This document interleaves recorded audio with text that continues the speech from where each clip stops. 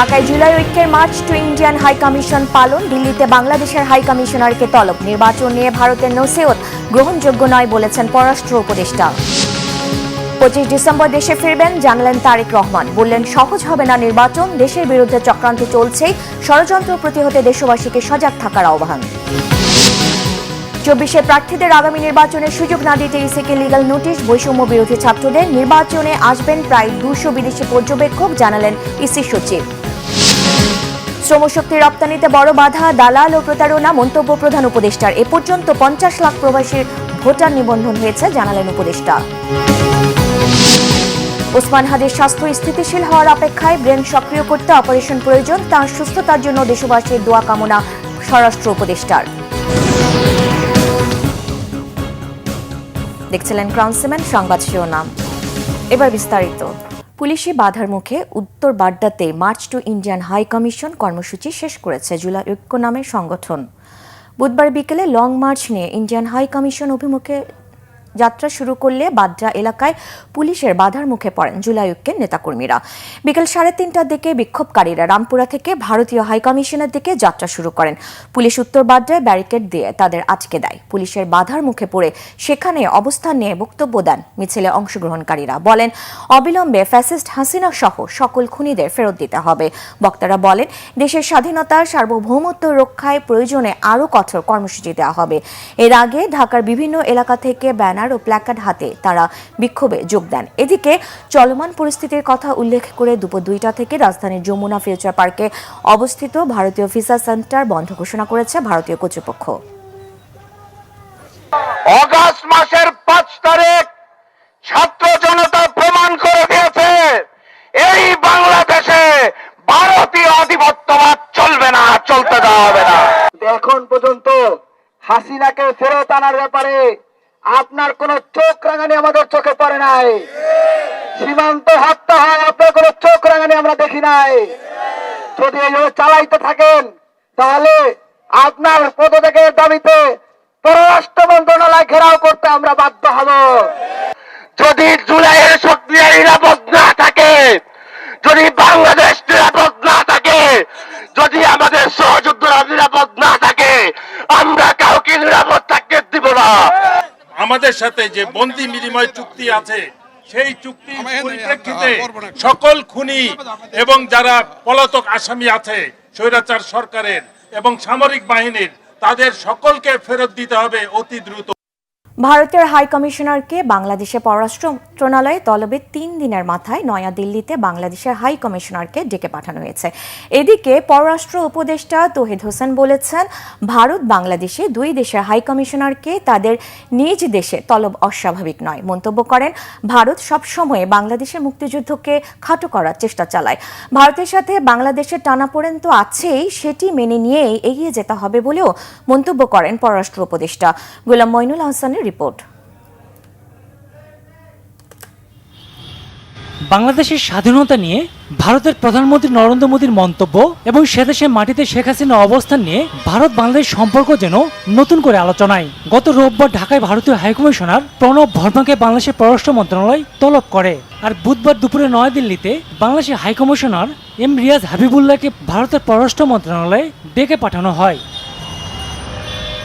এমন বাস্তবতার রাজধানীতে পররাষ্ট্র মন্ত্রণালয়ের সাংবাদিকদের সাথে কথা বলেন পররাষ্ট্র উপদেষ্টা তৌহিদ হোসেন। বাস্তবতাকে মেনে নেওয়াই ভালো যে আসলে ওই সরকারের শুরু থেকে আজকে পর্যন্ত টানাপোড়েন তো আছে ভারতের সাথে টানাপোড়েন ছিল, এটা মেনে নিয়েই আমরা সবসময় বলে আসছি যে আমরা একটা গুড ওয়ার্কিং রিলেশন চাই। তো আমরা চাইলে সেটা যে হবেই এমন তো কোনো কথা নেই। তো এখন সম্পর্ক 2 পক্ষ থেকেই তো সেটাকে এগোনোর চেষ্টা করতে হবে। পররাষ্ট্র উপদেষ্টা বলেন, গত 15 বছর আওয়ামী লীগের আমলে হওয়ার নির্বাচন নিয়ে ভারত নিশ্চুপ ছিল, তাই বাংলাদেশের জাতীয় নির্বাচন নিয়ে ভারতের অস্থিরতা উপদেশ গ্রহণযোগ্য নয়। এখন ভারত আমাদেরকে এটা নিয়ে উপদেশ দিচ্ছে, এটা আমি সম্পূর্ণ অগ্রহণযোগ্য মনে করি এই কারণে যে তারা জানে যে এর গত আগে 15 বছর ধরে যে সরকার ছিল, যে সরকারের সাথে অত্যন্ত মধুর সম্পর্ক ছিল, তখন কিন্তু এই যে নির্বাচনগুলি প্রহসনমূলক হয়েছে তখন তারা একটু শব্দ উচ্চারণ করে না। এখন সামনে একটা ভালো নির্বাচনের দিকে আমরা যাচ্ছি, এই মুহূর্তে আমাদেরকে নসিহত করার তো কোনো প্রয়োজন নেই। আমরা জানি আমরা কি করব। আমরা একটা ভালো নির্বাচন করবো যেটাতে মানুষ ভোট দিতে পারবে এবং যাদেরকে ভোট দেবে তারাই নির্বাচিত হবে, যেটা এর আগে গত 15 বছরে ঘটেনি। ভারত যদি শেখ হাসিনাকে থামাতে না পারে আর কারো পক্ষে থামানো সম্ভব নয় বলেও মন্তব্য করেন পররাষ্ট্র উপদেষ্টা। ভারত যদি তাকে থামাতে না চায় আমরা থামাতে পারবো না, এটা আমাদেরকে বুঝে নিতে হবে। আমাদেরকে আমরা চাইবো যে ভারত তাকে থামাক। গোলাম মইনুল হাসান, বাংলা ভিশন, ঢাকা। 25 ডিসেম্বর দেশে ফিরবেন বলে জানিয়েছেন বিএনপির ভারপ্রাপ্ত চেয়ারম্যান তারেক রহমান। যুক্তরাজ্য বিএনপির নেতাকর্মীদের উদ্দেশ্যে বলেন, তাঁর বিদায়ের দিন যেন কেউ বিমানবন্দরে উপস্থিত না হন। নেতাকর্মীরা বিমানবন্দরে ভিড় করলে বিশৃঙ্খলা সৃষ্টি হতে পারে, এতে দেশের ভাবমূর্তি ক্ষুণ্ণ হওয়ার আশঙ্কা রয়েছে। তারেক রহমান বলেন, বিএনপি দৃঢ়ভাবে বিশ্বাস করে যে আগামী জাতীয় নির্বাচনে জনগণের সমর্থন নিয়ে বাংলাদেশ জাতীয়তাবাদী দল সরকার গঠন করতে সক্ষম হবে। আরও জানাচ্ছেন জাহাঙ্গীর আকন্দ। দীর্ঘ প্রায় 18 বছরের নির্বাসিত জীবনের অবসান ঘটিয়ে দেশে ফেরার প্রহর গুনছেন বিএনপির ভারপ্রাপ্ত চেয়ারম্যান তারেক রহমান। তার দেশে ফেরা নিয়ে নানা গুঞ্জন থাকলেও এবার তিনি নিজেই জানিয়ে দিলেন কবে বাংলাদেশে আসছেন। মহান বিজয় দিবসে লন্ডনের দ্য সিটি প্যাভিলিয়ন হলে আলোচনা সভা করে যুক্তরাজ্য বিএনপি। সেখানে প্রধান অতিথির বক্তব্যে দেশে ফেরার বিষয় নিয়ে বক্তব্য দেন তারেক রহমান। 25 তারিখে ইনশাআল্লাহ আপনাদের দয়া আল্লাহর রহমতে আমি দেশে ফিরে যাব। কিন্তু এখানে উপস্থিত, এই ঘরে উপস্থিত প্রত্যেকটি মানুষের কাছে আমার অনুরোধ, দয়া করে কেউ আপনারা এয়ারপোর্টে সেদিন যাবেন না। কারণ এয়ারপোর্টে গেলে একটি হট্টগোল তৈরি হবে এবং মানুষ জানবে যে এরা সব বাংলাদেশি এবং দেশের সুনাম নষ্ট হবে, দলের সুনাম নষ্ট হবে। আমার আজকের এই অনুরোধ যারা রাখবেন, আমি ধরে নিব তারা দল এবং সর্বোপরি দেশের সম্মানের প্রতি মর্যাদা রাখবেন। আমার মানা করা সত্ত্বেও, আমার অনুরোধ করার পরেও যারা যাবেন, আমি ধরে নিতে বাধ্য হব যারা ব্যক্তিগত স্বার্থের জন্য সেখানে গিয়েছেন। বিএনপির ভারপ্রাপ্ত চেয়ারম্যান বলেন, দেশের ছাত্র, শিক্ষক, ব্যবসায়ী, কৃষক, শ্রমিক, পেশাজীবী, নারী, শিশু, গৃহিণী সহ সর্বস্তরের মানুষ ফ্যাসিবাদের বিরুদ্ধে রাজপথে নেমে আসায় স্বৈরাচার সরকার ক্ষমতা ধরে রাখতে পারেনি।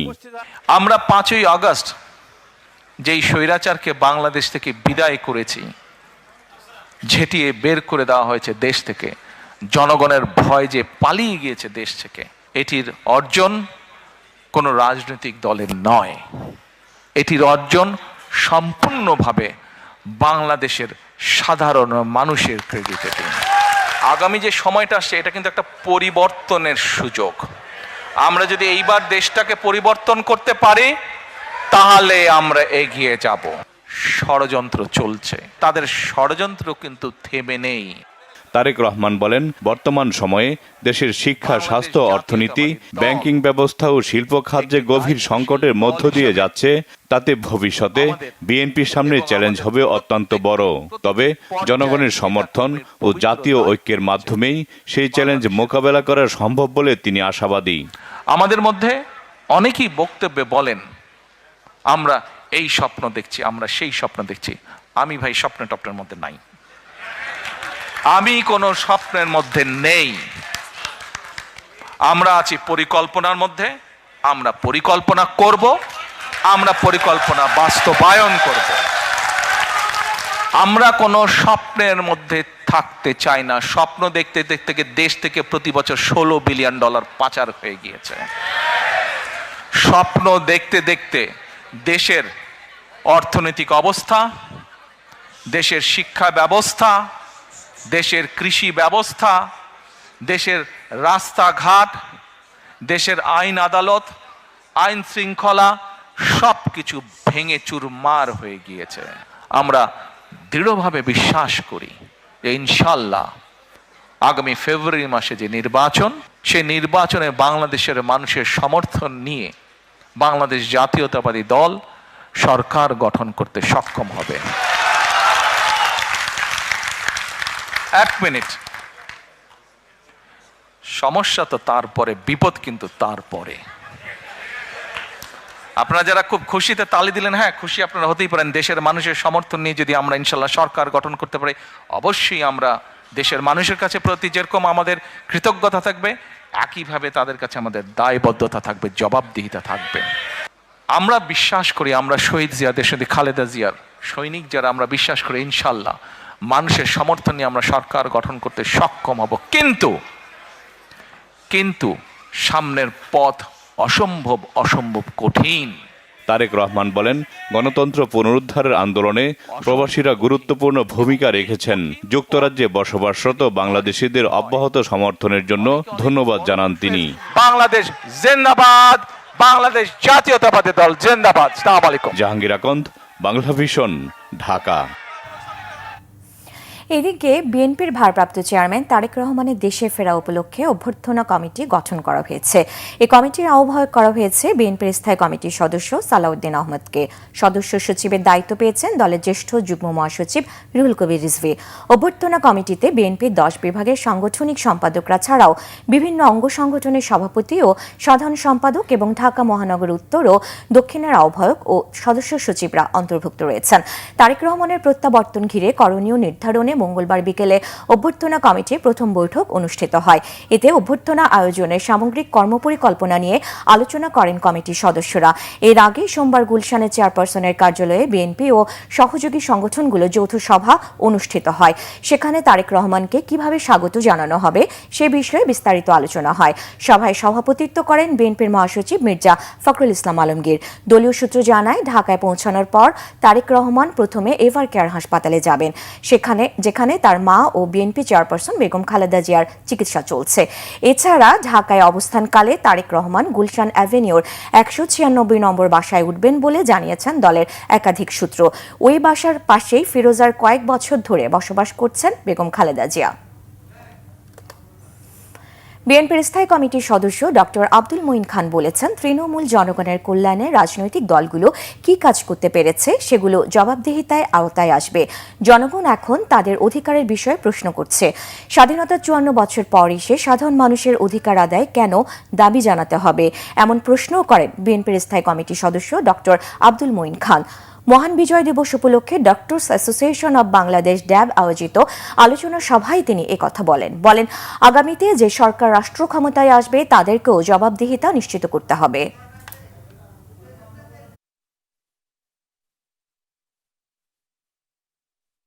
দেশের তৃণমূল পর্যায়ের মানুষের সঙ্গে জীবনের অর্ধেকের বেশি সময় কাটিয়ে এখন আমি মাঝে মাঝে প্রশ্ন করি যে আমরা মানুষ আমাদের নেতা বলে, আমরা নেতৃত্ব দেই বলে দাবি করি, আমরা দেশ পরিচালনার দায়িত্বে যাই, মানুষ আমাদের ভোট দেয়, তারপরেও আসলে মানুষের সত্যিকার কল্যাণে আমরা কতটুকু কি করতে পেরেছি, আমি সেই প্রশ্ন নিজেকে করি। এবং আমি বিশ্বাস করি আগামীতে যে সরকার বাংলাদেশে আসবে তাদেরকে কিন্তু সেই প্রশ্ন নিজেদেরকে করতে হবে। 24-এর ডামি নির্বাচনে যারা অংশ নিয়েছিল তারা যেন 26-এর নির্বাচনে প্রার্থী হতে না পারে সে বিষয়ে নির্বাচন কমিশনকে লিগ্যাল নোটিশ দিয়েছেন বৈষম্য বিরোধী ছাত্র আন্দোলনের নেতারা। আসন্ন ত্রয়োদশ জাতীয় সংসদ নির্বাচন পর্যবেক্ষণে প্রায় 200 বিদেশি পর্যবেক্ষক বাংলাদেশে আসতে পারেন বলে জানিয়েছেন নির্বাচন কমিশনের সিনিয়র সচিব আক্তার আহমেদ। বুধবার রাজধানীর আগারগাঁয়ে নির্বাচন ভবনে নিজ কার্যালয়ের সামনে সাংবাদিকদের সঙ্গে আলাপকালে এই তথ্য জানান ইসি সচিব। বলেন, নির্বাচন পর্যবেক্ষণের বিষয়ে ইউরোপীয় ইউনিয়ন বাংলাদেশের পররাষ্ট্র মন্ত্রণালয় ও নির্বাচন কমিশনের মধ্যে একটি প্রশাসনিক চুক্তি সম্পাদিত হয়েছে। এই চুক্তির আওতায় ইইউ একটি প্রতিনিধি দল বাংলাদেশে পাঠাবে। বৈষম্য বিরোধী ছাত্র আন্দোলনের নেতারা বলেন, হাদির উপর হত্যা চেষ্টার ঘটনা প্রমাণ করে যারা জুলাই আন্দোলনে অংশ নিয়েছে তারা এখন জীবন মৃত্যুর সন্ধিক্ষণে। হাদির মতো ঘটনার যেন পুনরাবৃত্তি না হয় সেজন্য আইনশৃঙ্খলা বাহিনীকে সতর্ক থাকার আহ্বান জানান বৈষম্য বিরোধী ছাত্র আন্দোলনের নেতারা। যে নির্বাচনের যে পরিস্থিতি এবং সেই সাথে বাংলাদেশের সামগ্রিকভাবে যে আইনশৃঙ্খলা পরিস্থিতি রয়েছে সেটি সন্তোষজনক নয়। এবং আমরা প্রত্যেকেই যারা জুলাই বিপ্লবের সম্মুখ সারিতে ছিলাম এবং যারাই জুলাই বিপ্লবে অংশগ্রহণ করেছিলাম প্রত্যেকেই আসলে একটি জীবন মৃত্যুর সন্ধিক্ষণেই দাঁড়িয়ে রয়েছে। পলাতক বাহিনীরা বিদেশের মাটিতে বসে বাংলাদেশের বিরুদ্ধে ষড়যন্ত্র করছে। আমাদের নেতৃত্বস্থানীয় যারা রয়েছেন, যারা জুলাইকে ধারণ করেন, যারা জুলাইকে সামনের দিকে এগিয়ে নিয়ে যেতে চান, যারা বাংলাদেশের পক্ষে কথা বলেন, তাদেরকে হত্যার নীল নকশা করা হচ্ছে। তো এখন আমরা এই জায়গাটা থেকে আসলে আর বিন্দুমাত্র ছাড় দেব না, আমরা কঠোর থেকে কঠোর কর্মসূচির দিকে যাব। Administrative arrangement between European union, আমাদের মিনিস্ট্রি অফ ফরেন অ্যাফেয়ার্স এবং ইলেকশন কমিশনের ভিতরে একটা সম্পাদিত হয়েছে, এবং তার আলোকে ইউরোপিয়ান ইউনিয়ন আমাদের কাছে একটা, তারা নির্বাচনে কার্যক্রম পর্যবেক্ষণের জন্য একটা ডেলিগেশন পাঠাবেন। এখনও পর্যন্ত ডেলিগেশনের শুধুমাত্র লিডার অফ দ্য ডেলিগেশনের নামটা পেয়েছি, ওনার নাম হচ্ছে আইভার্স ইজাপস। উনি member of the EU parliament, he will lead the EU delegation mission, যেটা অবজারভেশন মিশন, যেটা বাংলাদেশে আসবেন। প্রধান উপদেষ্টা ডক্টর মোহাম্মদ ইউনূস বলেছেন, বিদেশে শ্রমশক্তি রপ্তানির ক্ষেত্রে বড় বাধা দালালদের প্রতারণা ও সিন্ডিকেট। এই সংকট দূর করতে সরকার কঠোর হচ্ছে বলে জানিয়েছেন তিনি। প্রবাসী দিবস উপলক্ষে রাজধানীতে আলোচনা অনুষ্ঠানে ডক্টর ইউনূস এমন মন্তব্য করেন। তরুণ সমাজকে জনশক্তিতে রূপান্তরে সরকার সর্বাত্মক ব্যবস্থা নিচ্ছে বলেও জানান প্রধান উপদেষ্টা। রিপোর্ট সৈয়দ আব্দুল মুহিতের। দেশের অর্থনীতির অন্যতম চালিকা শক্তি প্রবাসী আয়। চলতি অর্থবছরে রেমিটেন্স এসেছে $30 বিলিয়ন, যা দেশের ইতিহাসে সর্বোচ্চ। এমন পরিস্থিতিতে আন্তর্জাতিক অভিবাসী দিবস ও প্রবাসী দিবস পালন করছে বাংলাদেশ। এ উপলক্ষে রাজধানীর ওসমানী স্মৃতি মিলনায়তনে বক্তব্য দেন প্রধান উপদেষ্টা ডক্টর মোহাম্মদ ইউনূস সহ অন্যরা। প্রধান উপদেষ্টা তার বক্তব্যে বলেন, প্রবাসীদের এত অবদানের পরও দালাল চক্রের হাতে জিম্মি হয়ে আছেন। এটা করতে গিয়ে দেখা গেল দালালি, সিন্ডিকেট, কে কার টাকা মেরেছে, আসলে ঘটনা অত পরিষ্কার না। পুরো জগৎটাই হলো দালাল বেষ্টিত জগৎ। আসল খবর কার কাছে বোঝা মুশকিল, কে কার থেকে কি কারণে টাকা নিচ্ছে বোঝা মুশকিল। সরকার অনেক দূরে এটার থেকে, ভেতরে ঢোকার ক্ষমতা সরকারের নাই, এখনো হয়নি, আশা করি একদিন হবে। এই হলো মানুষ যারা বিদেশ যেতে চাচ্ছে তাদের কপাল। ওই যে শব্দটা, ম্যাজিক ওয়ার্ড যেটা উল্লেখ করলাম, ওইটাই হলো আসল দালাল। এই দালাল থেকে সবকিছু উৎপত্তি হচ্ছে। সে কাগজপত্র তার কারখানাতেই তৈরি হয়ে গেল সবকিছু, দেশের সঙ্গে তার কোনো সম্পর্ক নেই। কি কাগজ লাগবে মানিয়ে দিচ্ছি। অভিবাসন ব্যয় কমানো ও সাধারণ মানুষের বিদেশ যাওয়ার ক্ষেত্রে সিন্ডিকেট ভাঙতে নানামুখী পদক্ষেপের কথা জানান সরকার প্রধান। পৃথিবীতে তারুণ্যের অভাব, আর আমরা হলাম তারুণ্যের খনি। এটা আমাদের মাথায় ঢুকতেছে না। এটা সোনার খনির চেয়ে তো বেশি গুরুত্বপূর্ণ। সারা দুনিয়াতে তরুণদের সন্ধানে আছে। আমাদের 18 কোটি লোকের মধ্যে 9 কোটি লোকের বয়স 27 বছরের কম। এর থেকে তরুণ জনসংখ্যা কোথায় পাবে? সারা দুনিয়াকে আসতে হবে এখানে, কিন্তু আমাদেরকে তৈরি হতে হবে। তৈরি থাকলে যে কোনো জায়গায় যেতে চান, সাধ্য সাধনা করে তাদেরকে নিয়ে যাবে। অনুষ্ঠানে আসছে নির্বাচনে ভোট দিতে এখন পর্যন্ত 50 লাখ প্রবাসীর নিবন্ধনের কথা জানিয়েছেন প্রবাসী কল্যাণ উপদেষ্টা। সৈয়দ আব্দুল মুহিত, বাংলা ভিশন, ঢাকা। সিঙ্গাপুরের জেনারেল হাসপাতালে চিকিৎসাধীন ইনকিলাব মঞ্চের মুখপাত্র শরীফ ওসমান হাদির স্বাস্থ্য স্থিতিশীল হওয়ার অপেক্ষায়।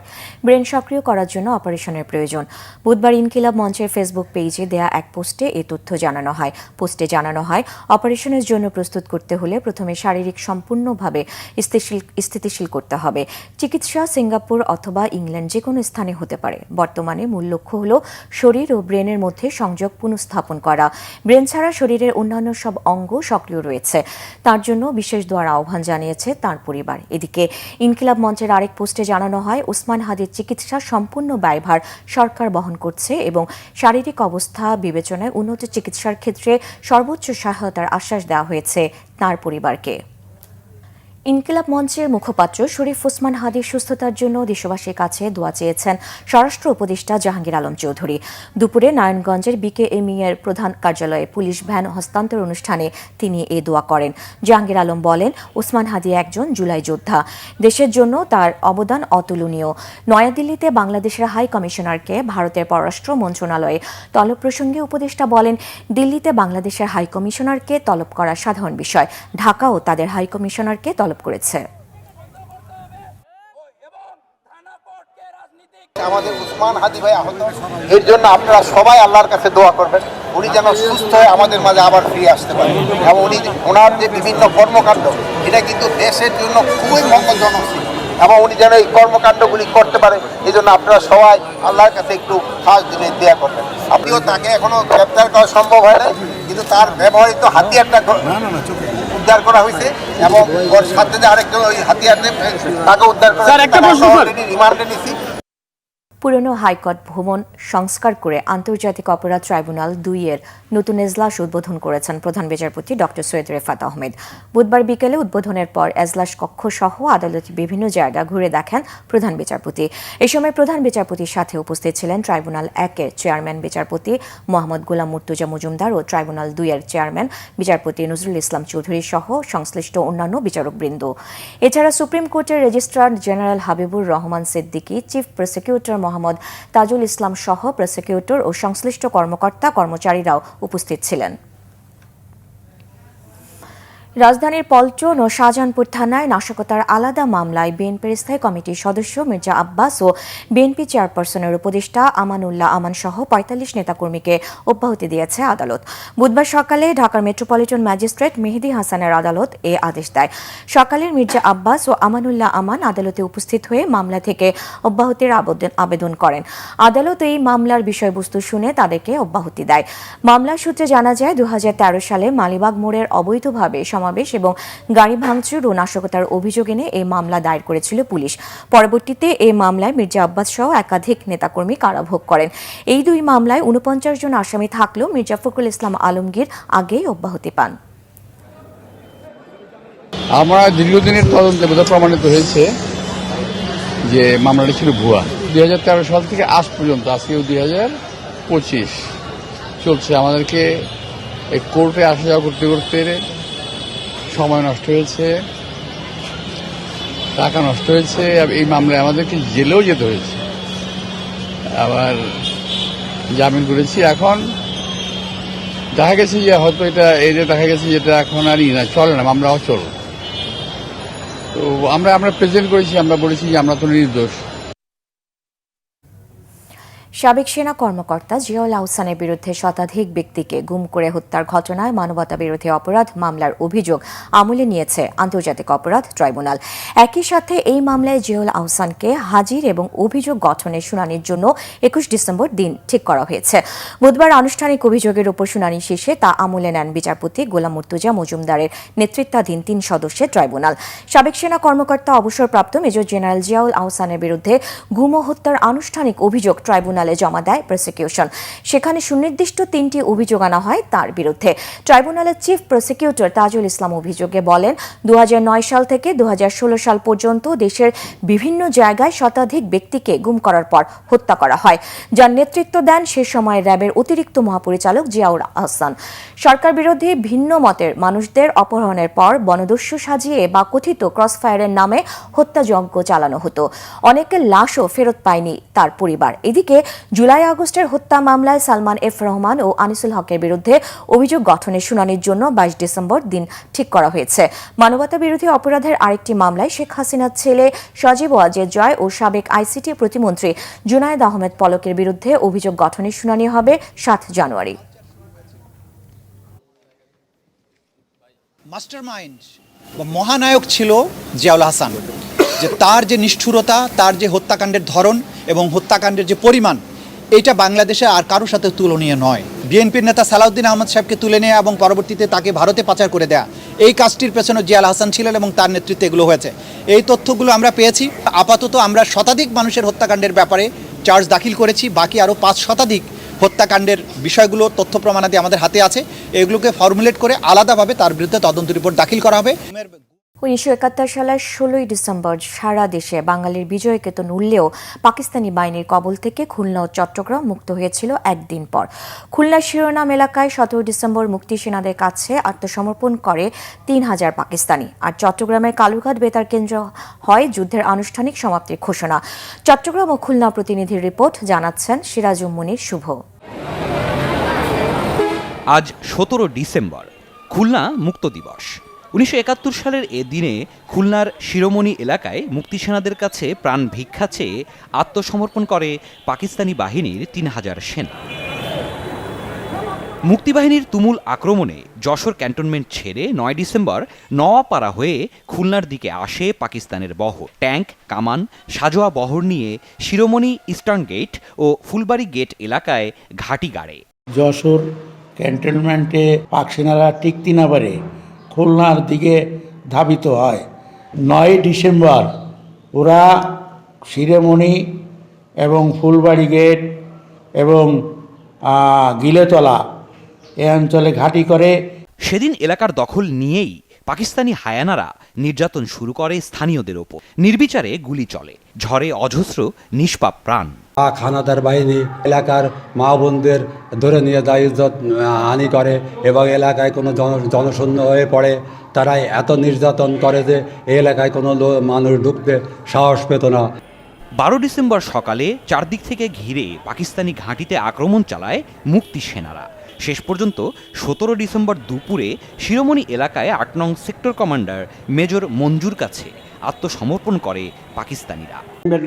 ব্যাটেল যে যুদ্ধটা হয় ওটা ১২ তারিখ থেকে শুরু হয় এবং আমরা চারিদিক দিয়ে মুক্তিযোদ্ধারা মিত্র বাহিনীদের সঙ্গে নিয়ে তাদের আক্রমণ করা হয়। যে ব্যাটেল অফ শিরোমণি ট্যাঙ্ক যুদ্ধ দিয়ে শুরু করে সমস্ত কিছু হলো, কিন্তু যেই সরকার আসুক না কেন এখনো পর্যন্ত এখানে সেই যে স্মৃতিটা, সেই স্মৃতিসৌধ হয়ে যাবে কথা হলো, সব ঠিক আছে, হবে আর হলো না।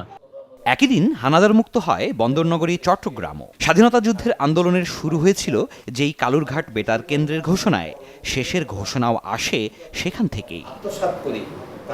দিবসটি উপলক্ষে চট্টগ্রাম সার্কিট হাউসে আলোচনা সভা করেছে জেলা প্রশাসন। প্রধান অতিথি ছিলেন বিভাগীয় কমিশনার ডক্টর জিয়াউদ্দিন। সিরাজুম্মনি শুভ, বাংলা ভিশন নিউজ ডেস্ক। সংবাদ শেষ করব ক্রাউন 7 শিরোনামগুলো আরেকবার জানিয়ে। ঢাকায় জুলাই ঐক্যের march to Indian high commission পালন। দিল্লিতে বাংলাদেশের হাই কমিশনারকে তলব। নির্বাচন নিয়ে ভারতের নসিহত গ্রহণযোগ্য নয় বলেছেন পররাষ্ট্র উপদেষ্টা। 25 ডিসেম্বর দেশে ফিরবেন জানালেন তারেক রহমান। বললেন সহজ হবে না নির্বাচন, দেশের বিরুদ্ধে চক্রান্ত চলছেই, ষড়যন্ত্র প্রতিহত, দেশবাসীকে সজাগ থাকার আহ্বান। 24-এ প্রার্থীদের আগামী নির্বাচনের সুযোগ না দিতে ইসিকে লিগ্যাল নোটিশ বৈষম্য বিরোধী ছাত্র দলের। নির্বাচনে আসবেন প্রায় 200 বিদেশি পর্যবেক্ষক জানালেন ইসি সচিব। শ্রমশক্তি রপ্তানিতে বড় বাধা দালাল ও প্রতারণা মন্তব্য প্রধান উপদেষ্টার। এ পর্যন্ত 50 লাখ প্রবাসীর ভোটার নিবন্ধন হয়েছে জানালেন উপদেষ্টা। ওসমান হাদির স্বাস্থ্য স্থিতিশীল হওয়ায় অপেক্ষায়, ব্রেন সক্রিয় করতে অপারেশন প্রয়োজন, তার সুস্থতার জন্য দেশবাসীর দোয়া কামনা স্বরাষ্ট্র উপদেষ্টার। এই ছিল এখনকার মতো। পরের সংবাদ রাত 10:30টায়। এর আগে 9টায় রয়েছে নিউজ 20। দেখার আমন্ত্রণ রইল। এছাড়া বাংলা ভিশন সংবাদ ও সংবাদ সংশ্লিষ্ট অনুষ্ঠান দেখতে ভিজিট করুন www.vvnews24.com ও facebook.com/banglavisionnews এবং সাবস্ক্রাইব করুন youtube.com/banglavisionnews। ধন্যবাদ।